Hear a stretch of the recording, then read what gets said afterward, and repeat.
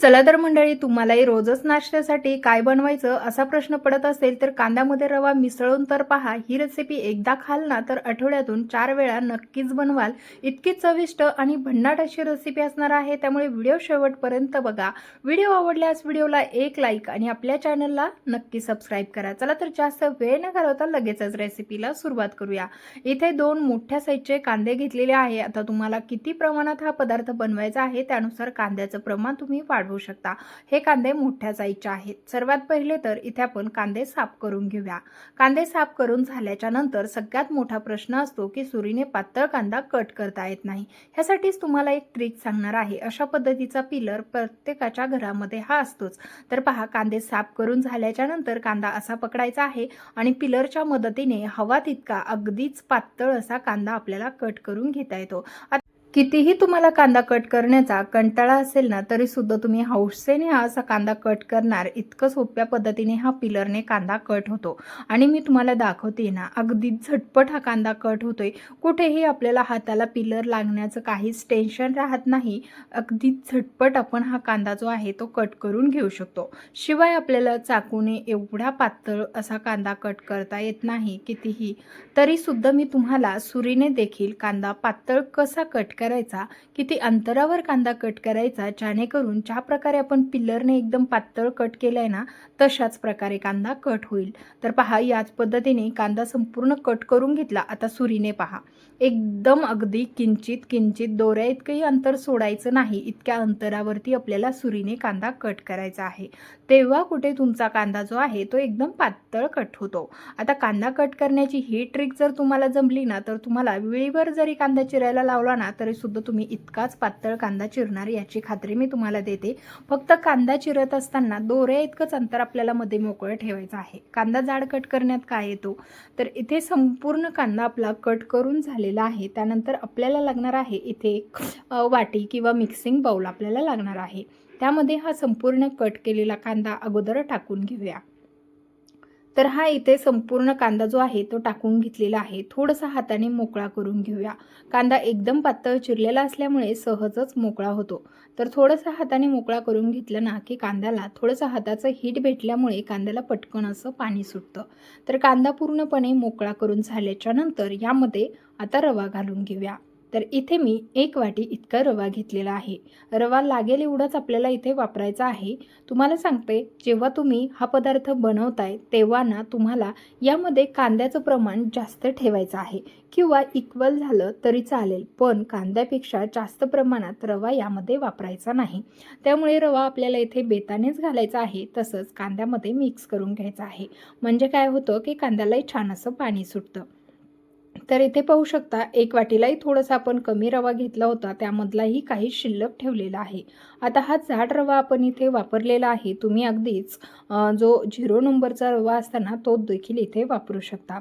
आता हा संपूर्ण रवा यामध्ये मिक्स करून झाला की आपल्याला यामध्ये काही मसाले घालायचे आहे.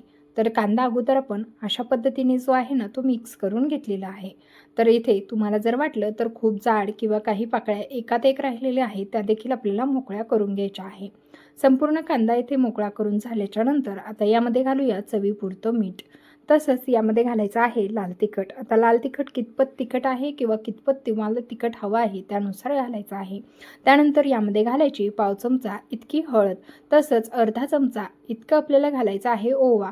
तर हातावरती थोडासा चोळून घालायचा, म्हणजे यामधला जो फ्लेवर आहे तो या पदार्थामध्ये उतरतो. त्यानंतर भरपूर अशी कट करून घेतलेली कोथिंबीर आणि थोडीशी हिरवी मिरची. आता हे संपूर्ण व्यवस्थित असं मिक्स करून घेऊया. तर इथे मी चमचाने हे सगळं जे आहे ना ते एकजीव करून घेणार आहे. तर मंडळी, तुम्ही ही रेसिपी कुठून पाहताय ना ते मला कमेंट करून नक्कीच सांगा. कारण कुठल्या गावातून शहरातून पाहताय हे मला कळेल आणि म्हणजे नक्कीच मला तुमचे पर्सनली आभार मानता येतील. त्यामुळे तुम्ही कुठल्या गावातून किंवा शहरातून हा व्हिडिओ पाहिला ते जरूर मला कमेंट करून कळवा. तसंच तुम्ही आपल्या चॅनलवरती जर पहिल्यांदा आला असेल तर पटकन आपल्या चॅनलला नक्की सबस्क्राईब करा. तर चला, इथे आपण मिक्स करून घेतल्याच्या नंतर अर्धी वाटी गव्हाचं पीठ घेतलेलं आहे. आता हे गव्हाचं पीठ देखील या कांद्याच्या जे आपण तयार करून घेतलेलं मिश्रण आहे यामध्ये मिक्स करून घेऊया. गव्हाचं पीठ बी आपल्याला आवर्जून यामध्ये अर्धी वाटी घालायचं आहे. आता गव्हाचं पीठ देखील छान असं मिक्स करून झालं की आपल्याला लागणार आहे पाणी. आता इथे तुम्हाला अगदी घरात असणाऱ्या अवेलेबल गोष्टींपासूनच हा पदार्थ तयार होतो, त्यामुळे तुम्हाला कुठलीच गोष्टीची अडचण येणार नाही. हवं तेव्हा तुम्ही जर हा व्हिडिओ पाहून लगेचच बनवायला घेतलं ना, तर एवढं साहित्य आपल्या घरामध्ये अवेलेबल असतंच.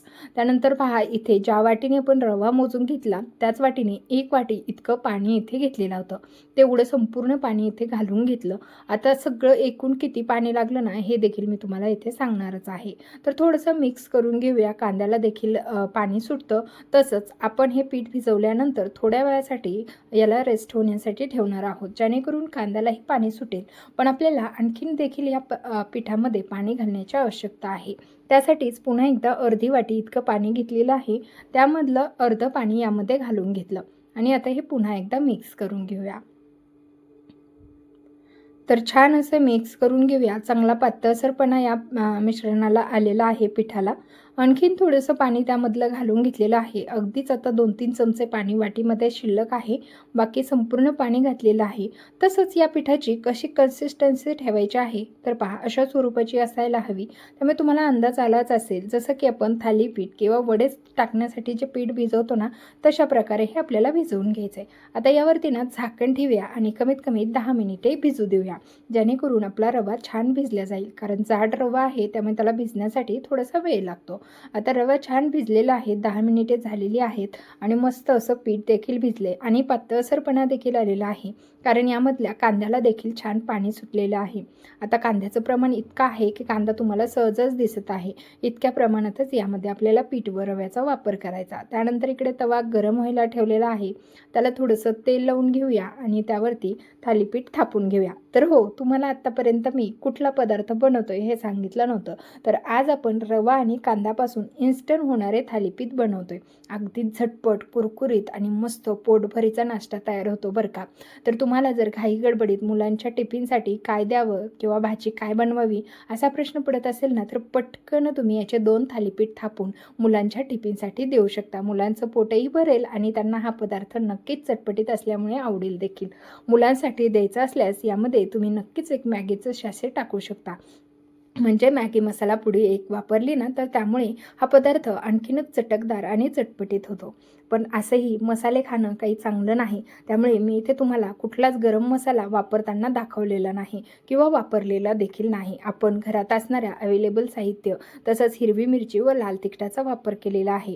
त्यामुळेच ना, जेवढं होईल तेवढं आपल्याला मसाले टाळायचे आहे. त्यामुळे ना, मसाले नाही घातले तरीसुद्धा अप्रतिम असा हा पदार्थ तयार होतो. तर इथे मस्त असे हे थालीपीठ जे आहेत ना, ते भाजून घेऊया. तर पाहू शकता किती लुसलुशीत थालीपीठ झालेलं आहे. तसं तर थालीपीठ खूपच कडक कोणालाच खायला आवडत नाही. थालीपीठ ना मऊ लुसलुशीतच असायला हवं, म्हणजे ते खायला चवदार लागतं. तर मस्त असं हे थालीपीठ दोन्ही साईडने छान असं भाजून घेऊया. थालीपीठ दाबल्यामुळे काय होतं, आपण डायरेक्ट थापलेलं असतं, त्यामुळे ना त्यामध्ये थोडासा जाडसरपणा कमी होतो आणि छान हातपर्यंत मस्त असं थालीपीठ भाजलं जातं. तर थालीपीठ बनवून तयार झालेलं आहे. याच पद्धतीने दुसरं देखील थालीपीठ इथे थापून घेतलं. त्यावरती आता तेल सोडून झाकण ठेवूया आणि सेमच पद्धतीने हे थालीपीठही भाजून घेऊया. तर पहा, इथे देखील 2 मिनिटामध्ये खालच्या साईडने छान थालीपीठ भाजून झालंय. वरतून थोडंसं तेल सोडून घ्यायचं आणि थालीपीठ पलटवून घेऊया. तर मस्त असे थालीपीठ तयार होतात. नक्कीच बनवा. आणि विशेष म्हणजे आपल्याला जर नाश्ता बनवायचा म्हटलं ना, तर उपमा, पोहे, शिरा हे नको म्हणतात. तर अशा वेळेला हा मस्त थालीपीठचा नाश्ता अगदी 10 मिनिटामध्ये तयार होतो. त्यामुळे नक्कीच अशा पद्धतीने हे थालीपीठ बनवून पहा. तर चला, मस्त असे थालीपीठ बनवून झालेले आहे. आता तुम्हाला जेवढं प्रमाण सांगितलं ना, तेवढ्या प्रमाणामध्ये 4 थालीपीठ तयार होतात बरं का. मोठ्या मोठ्या साईजचे 4 थालीपीठ इथे तयार झालेले आहेत. तर मस्त असे थालीपीठ तयार झाले. तर यामधले 2 थालीपीठ मी थापून घेतले. आता 2 बाकीचे आपण नंतर थापून घेणार आहोत. गरमागरम खायला खरंच खूप छान लागतात. नक्कीच अशा पद्धतीने तुम्ही देखील हे रवा मिसळून बनवलेले थालीपीठ बनवून पहा आणि तुमचे थालीपीठ कसे झालते मला कमेंट करून सांगायला मात्र विसरू नका. तर सुरेख, सुंदर, मस्त, मऊ, लुसलुशीत थालीपीठ तयार झालेत, जे की मी तुम्हाला शब्दांमध्ये खरंच सांगू शकत नाही. चवीला म्हणाल ना, तर एकदम भन्नाट आणि अप्रतिम अशी चव येते ह्या थालीपीठला. अतिशय सुंदर होतात आणि विशेष करून सगळेच आवडीने खातील. तुमच्या ह्या थालीपीठला ना कुणी नाव नाही ठेवणार, कारण इतके मस्त होतात. तर तुम्हाला थोडंसं थालीपीठ इथे मी तोडून दाखवते. खरं तर मला राहवत नाही आहे, इतकं खावंसं वाटतं, इतकं सुंदर झालेलं आहे. त्यामुळे तुम्हाला ही थालीपीठची रेसिपी जरा जरी आवडली असेल तर व्हिडिओ जास्तीत जास्त शेअर करा. आणि आपल्या चॅनलवरती जर पहिल्यांदा आला असेल आणि तुम्ही इथपर्यंत व्हिडिओ बघून सबस्क्राईब केलं नसेल तर लगेच करा, बेल आयकॉनला ऑन करा. चला तर भेटूया नवीन एका रेसिपी